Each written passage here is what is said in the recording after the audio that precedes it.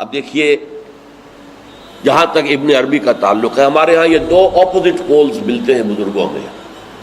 ایک انتہا پر ابن تیمیہ ہے رحمۃ اللہ علیہ، جن کے بارے میں نے آپ کو بتایا کہ انہوں نے اس طرح سمجھا ہے، اس طرح اترتا ہے اللہ جیسے میں یہ ممبر سے اتر رہا ہوں، یہ زیادتی ہے.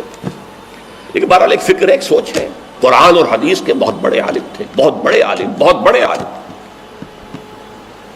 دوسری انتہا پر ابن عربی ہیں جن کا فلسفہ میں نے آپ کو بتایا. تمام صوفیاء ابن عربی کو شیخ اکبر کہتے ہیں، الشیخ الاکبر، اور صرف الشیخ کہیں گے، دی شیخ، تو اس سے مراد ابن عربی ہوگا. اور ابن تیمیہ انہیں کہتے ہیں زندیق، ملحد. یہ دو انتہائیں ہیں. ہمارے ہاں جو عام طور پر اہل حدیث حضرات ہیں وہ ابن تیمیہ کے فالوورز ہیں ان عقائد میں. ان کے ہاں تصور کیا ہے؟ اللہ تعالیٰ ہر جگہ اگر ہے تو صفاتی اعتبار سے، ذاتی اعتبار سے نہیں. وہ تو اپنی جگہ عرش پر ہے، ساتویں آسمان کے اوپر عرش ہے، عرش کے اوپر کرسی ہے، کرسی پر وہ ہے. اب اس میں ایک طرح کی تجسیم بھی آ گئی، محدودیت بھی آ گئی. اس کائنات میں تو اللہ ہے ہی نہیں، تو پھر اللہ محدود ہو گیا نا، وہ تو کسی خاص جگہ پر ہو گیا نا. ایک تصور یہ ہے.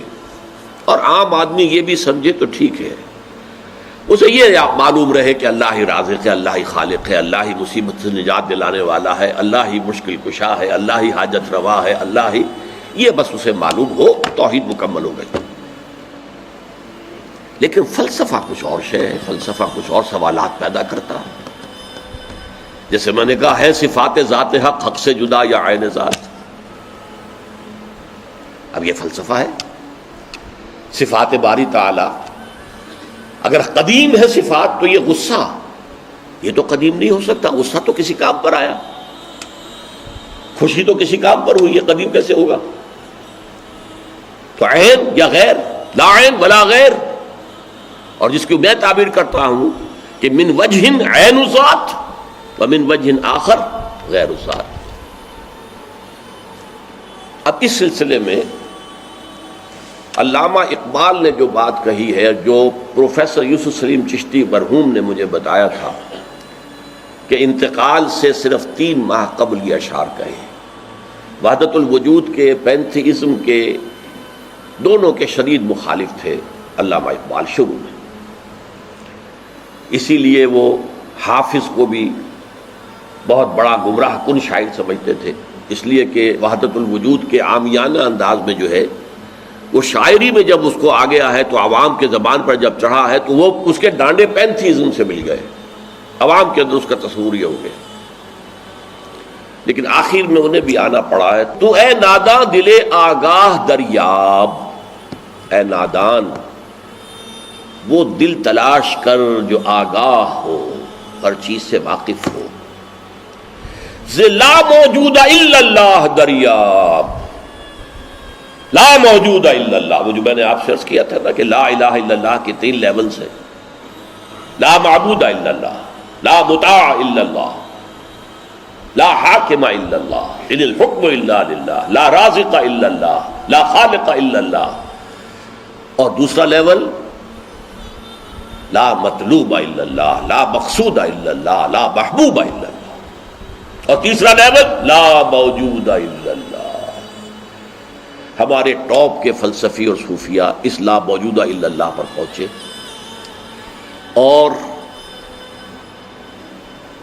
12ویں صدی کے مجدد اعظم شاہ ولی اللہ دہلوی رحمۃ اللہ علیہ، انہوں نے اس میں قول فیصل کہا کہ محی الدین ابن عربی کی وحدت الوجود اور شیخ احمد سرہندی کی وحدت الشہود میں باریک سا فرق ہے تعبیر کا، ورنہ وہ ایک ہی ہے. اور اس کو انہوں نے عنوان دیا توحید وجودی. ہندوستان میں ہمارے بڑے ٹاپ کے شاعروں میں سے تھے عبد القادر بیدل فارسی کے.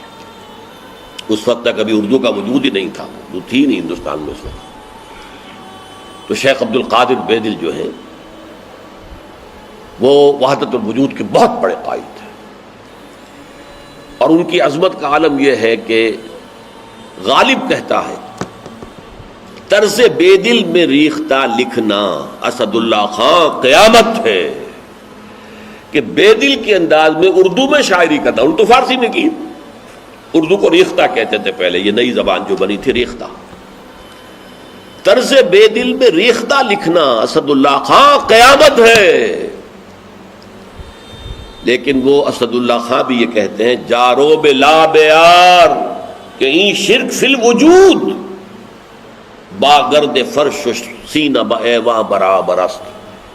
دیکھو اگر تمہارے سینے کے اندر شرک فی الوجود شامل ہے، یہ بھی ہے وہ بھی ہے یہ بھی ہے وہ بھی ہے، وجود متعدد ہے، خدا کا وجود علیحدہ ہے، ہمارا وجود علیحدہ ہے، تو یہ گرد کے مانند ہے جو تمہارے سینے کے ایوان پر جو تخت بچھا ہوا تھا اس کے اوپر گرد پڑ گئی ہے۔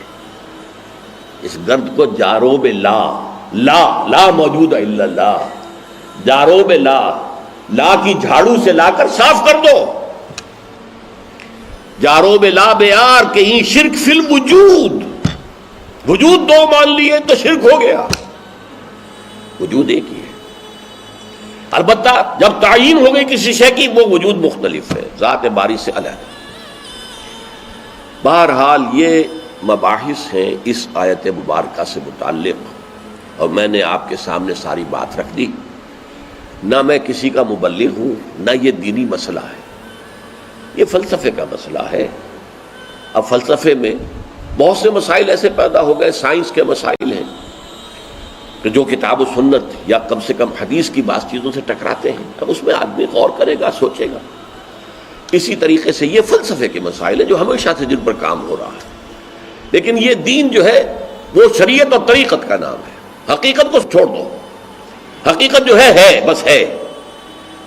تم سورج مکھی کے پھول بن جاؤ، تمہاری توجہ ہر وقت اپنی اس ذات جو جس نے تمہیں پیدا کیا ہے، حقیقت وہی ہے، لیکن سورج مکھی کے پھول بن جاؤ۔ لیکن اسے آپ غلط کہیں، مجھے کوئی اعتراض نہیں، لیکن یہ کہ ایک شخصیت کو میں ایسے سے واقف ہوں جو اہل حدیث بھی کٹر تھے اور صوفی بھی بڑے تھے۔ یہ جو ہمارے ہاں مشہور ہے غزنوی خاندان، مولانا عبداللہ غزنوی آئے تھے اور وہ اپنے تصوف کی بعض آراء کی وجہ سے اور بعض اپنی اہل حدیثیت کی آراء کی وجہ سے افغانستان سے نکال دیے گئے تھے، غزنی سے نکال دیے گئے، تو امرتسر میں آ کر آباد ہوئے۔ ان کی اولاد ہے یہ غزنوی خاندان، ان میں مولانا داؤد غزنوی رحمۃ اللہ علیہ سے میرا بڑا قرب رہا ہے۔ ان کے پھر بیٹے تھے ابو بکر غزنوی، وہ معروف ہیں، کافی لوگ ان سے واقف ہوں گے۔ داؤد غزنوی رحمۃ اللہ علیہ یہ دو متضاد چیزوں کا مجموعہ تھے، تصوف بھی اور اہل حدیثیت بھی۔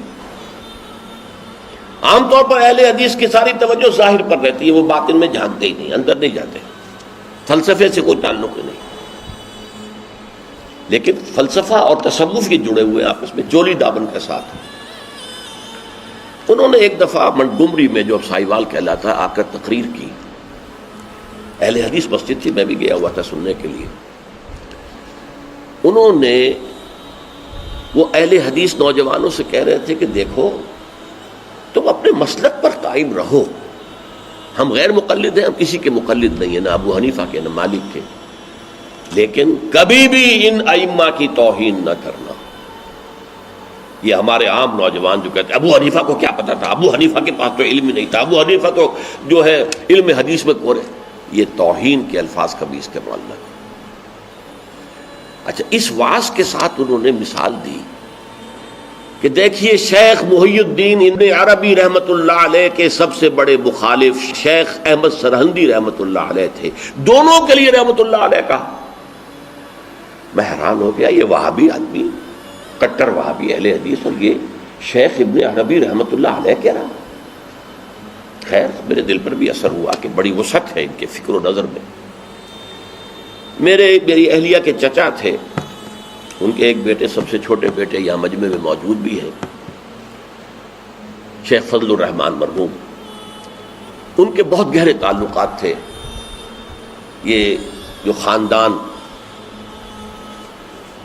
غزنوی خاندان سے. انہوں نے شام کو کھانے پر بلایا, مجھے بھی بلا لیا, میں ان کا داماد ہی تھا نا. تو وہاں میں نے کہا کہ حضرت آپ نے شیخ ابن عربی کے ساتھ رحمت اللہ علیہ کے الفاظ استعمال کیے, جبکہ ابن تیمیہ نے کوئی شرعی گالی چھوڑی نہیں ان کے لیے. زندیق, ملحد, اور آپ اہل حدیث ہیں, یہ کیسے ہوا؟ میں ان کی عظمت کا قائل ہو گیا, ان کی آنکھوں میں آنسو آ گیا. کہنے لگے ڈاکٹر صاحب یہ دونوں ہمارے بزرگ ہیں, ہم خرد ہیں, آپس کے اختلافات وہ جانے, ہم چھوٹے ہیں, خرد ہیں, خرد رہنے ہی میں عافیت سمجھتے ہیں, ہمارے لیے دونوں محترم ہیں. اور مسجد میں انہوں نے ایک مثال بیان کی تھی کہ شیخ احمد سرہندی رحمۃ اللہ علیہ نے شیخ ابن عربی کے بارے میں اپنے مکتوبات میں لکھا ہے ما ذل بردار خان ایشانم لیکن چکنم معاملہ صفات باری تعالی است, کہ ہم شیخ ابن عربی کے دسترخوان کے جھوٹے ٹکڑے کھانے والوں میں سے ہیں. کون کہہ رہا ہے؟ مجدد الفسانی کہہ رہا ہے. ما ذل بردار خان ایشانم, ان کے دسترخوان کے سوکھے جوڑے ہوئے جھوٹے ٹکڑے کھانے والوں میں سے ہم ہیں. لیکن چکنم, لیکن کیا کریں, معاملہ سے بات باری تعالیٰ, یہ باری تعالیٰ کی صفات کا معاملہ ہے, ہمیں اختلاف کرنا پڑ رہا ہے, اختلاف ہم کر رہے ہیں, لیکن ہم ان کے دسترخوان کے جھوٹے ٹکڑے کھانے والے. یہ کہہ رہے ہیں شیخ احمد سرہندی رحمۃ اللہ علیہ, جن کے بارے میں مشہور ہے کہ ابن عربی کا یا تو مخالف اول ابن تیمیہ رحمۃ اللہ علیہ, اور یا پھر مخالف دوم جس نے جوابی فلسفہ پیدا کیا وہ شیخ احمد سرہندی رحمۃ اللہ علیہ. تو یہ ہے کہ ان چیزوں کے بارے میں اپنے سینوں کو وسعت دیجئے. آپ ابن عربی کی بات کو چھوڑ دیجئے, پھینک دیجئے, لیکن توہین نہ کیجئے, اس کو خام خواہ کفر سے تعبیر نہ کیجئے. یہ چیزیں جو ہیں, اور پھر ہمارے سارے صوفیہ جو اس کے قائل ہیں, پھر ان سے بدزنی ہوئی. میں صرف اس لیے کہ وہ بدزنی اور دلی نفرت کا معاملہ ختم ہو جائے, میں یہ ساری بحث اس لیے کیا کرتا ہوں, ورنہ میرے عام دروس میں ان مسائل پر گفتگو نہیں ہوتی. بڑے گہرے مسائل ہیں اور ان کا سمجھنا عام لوگوں کے لیے ممکن بھی نہیں ہے, بلکہ عام آدمی کے یہ جس کو کہتے ہیں نا ہوشدار, ہوشدار کے رہ بردب تیغست قدم را, ہوشیار رہ جاؤ, یہ تم جو چل رہے ہو یہ تلوار کی دھار کی طرح کا راستہ ہے, کاٹ کے رکھ دے گا تمہیں. جیسے ہم کہتے ہیں پل صراط جو ہے وہ بال سے زیادہ باریک ہوگا اور تلوار کی دھار سے زیادہ تیز ہوگا, جس پر سے گزرنا ہے قیامت میں. یہ کہاوت ہے.